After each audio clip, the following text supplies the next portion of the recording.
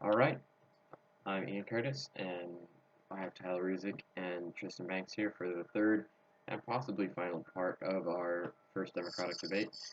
And yeah, so where we left off, Tristan Banks just had a chance to finish his stance on climate change, but Senator Ruzich, Vice President Ruzich was cut off. So we'll start out with your stance on that. Alright, go for it. Well, I do think that climate change is in fact a man-made issue. It comes from reckless industrialization as well as urbanization, and definitely if we don't do something about it and we don't start restricting our actions that involve primarily our actions towards the advancement of industrialization, we're not going to be having a safe environment for future generations.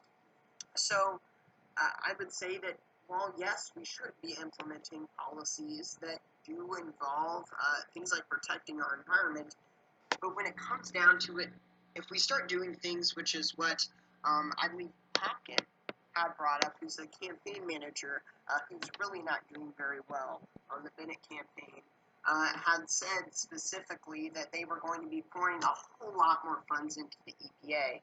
Well, I think the EPA is a very good organization, a very good. I think that ultimately it is a state's issue, and that there really honestly is no place within the federal government to be regulating things again, such as energy policies, because as the 10th Amendment says, it's a reserved state's right, because there's no given federal power that pertains to energy or regulations such as. All right. If I could mention something. Yeah, sure. After this, what I would like to mention is that for my policy in particular, I believe that the government should be regulating such things such as like the EPA regulating what land cannot be used and what can be used.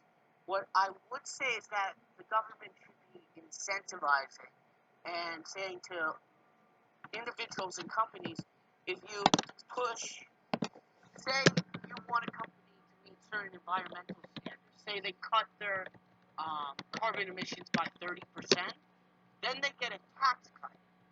Then what we can do then is we advance our agenda while not conflicting with the market. We're not changing the market in any way. All right. Yeah. So one sec, Mr. Ruzich, I'm gonna move on. We've got to be quick with how we regulate things, and we have to make sure that we're not intruding again on the market. Like yes, there should be some action at a federal level, but we cannot constitutionally regulate. All right. I'm gonna move on. Senator Banks, do you believe in a woman's right to have an abortion? Yes, I do believe in their right to have an abortion. Personally, I'm not okay with it. I would never ask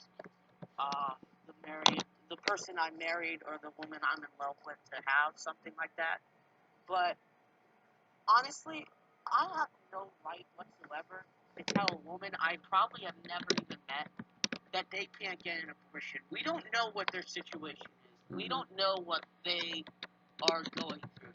So we can't tell them, oh, you're not allowed to do this. That's restricting their individual right to choose. It's their right.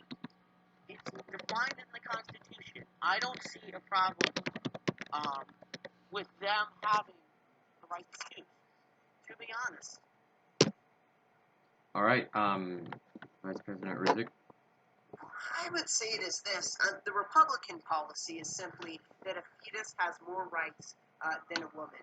That's plain and simple. That's literally what that an unborn child has more rights than the woman bearing that child. Not only is that completely unlawful, but it violates the 14th Amendment. It is born or naturalized within the United States. So therefore, if this child, again, is not born or naturalized within the United States, they are not necessarily protected by the 14th Amendment. Republicans saying simply that a fetus has more rights than the woman bearing that child makes absolutely no sense. It's morally unjustified, and the woman is protected by the Constitution because the baby has not been born or naturalized within the United States. So All right. that is ultimately what it comes down to, and and it's certainly none of my business. We need to be making sure that ultimately women do have a right to an abortion. It's none of my business, honestly. No. Okay. Vice President Ruzich, next question. Do you support Second Amendment rights? Uh, well, I think that the Second Amendment is a huge part of the American Constitution. I think it's one of the most important liberties that we have. You know, while we do see such horrific events, such as, the Sandy Hook shooting and the shooting in Aurora, Colorado, it makes us start to, come back and say, well, you know what, maybe individuals shouldn't have a right to even bear arms at all, whether it's a handgun or, again, a fully automatic assault rifle or semi-automatic assault rifle. But when it comes down to it, I personally don't own a firearm, but I don't think that it should be regulated for you to not have a firearm. Again, if you have proven you do not have a criminal background, you are mentally competent, you should have a right to bear arms. I don't think we should be restricting the arms that you do have. While it does run its risk, it is unjustified, and it takes away our individual liberty. We must be protecting the Constitution, specifically of the Second Amendment, and I've been a longtime supporter of the Second Amendment. All right. And Senator Banks? Well, I'd just like to mention in the Bill of Rights, it states a well-regulated militia. To maintain a well-regulated militia. Now, a militia is a more outdated term than we have today. I would say the National Guard would be considered the militia of today's standards.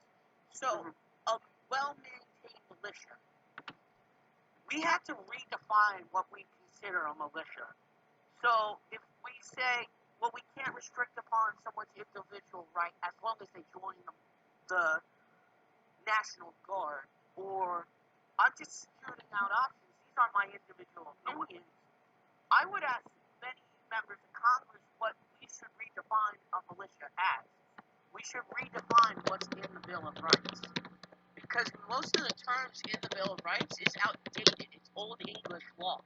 It's no longer in use. We wouldn't use phrases they used back then. Okay. That's all I would have to say about the Second Amendment. All right. Well, apparently, I just want to point out basically what Senator Banks has just told you, which is that ultimately what it came down to is that he's trying to look at it from a different point, which is that if you're not the National Guard and whatnot, you don't have a right to bear arms. Basically, what the Second Amendment really guaranteed us, which is, first of all, again, to be hunting and used for personal use and to protect ourselves and our property. But how Senator Banks is basically kind of tweaking it, which is that if there's a fascist transition in our government, he's going to expect the government to be giving our guns, and then we'll be a well-regulated militia. Again, that's basically what he's saying. He's expecting that if the government goes tyrannical, they'll just give us our guns to fight back. That's not how it works. Simply, it is a well-regulated militia. A militia as to defend you yourself, to defend yourself, your family, and your property. I see it as you being that well-regulated militia in a sense. That's how I view it. I know it's a very controversial topic, but